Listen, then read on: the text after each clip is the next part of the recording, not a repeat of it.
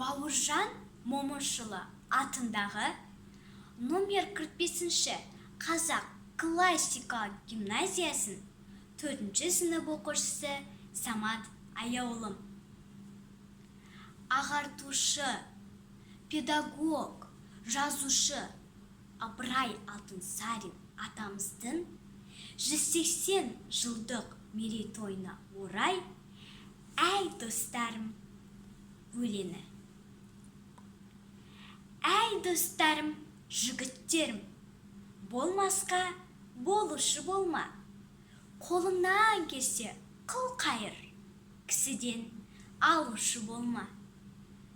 Жақсының жүзі жәндетті, бір көруін қаны бетті. Жаманның ісі міндетті, зар берсе алушы болма.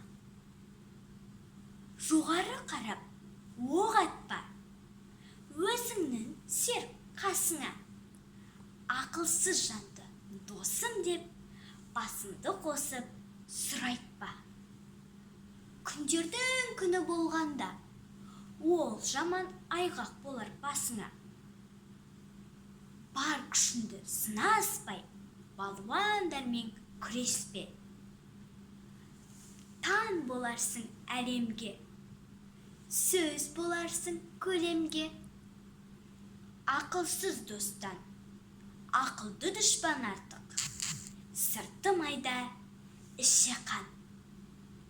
Ең ішінде жан жора, достарынан бір сақтанғанда мың сақтан.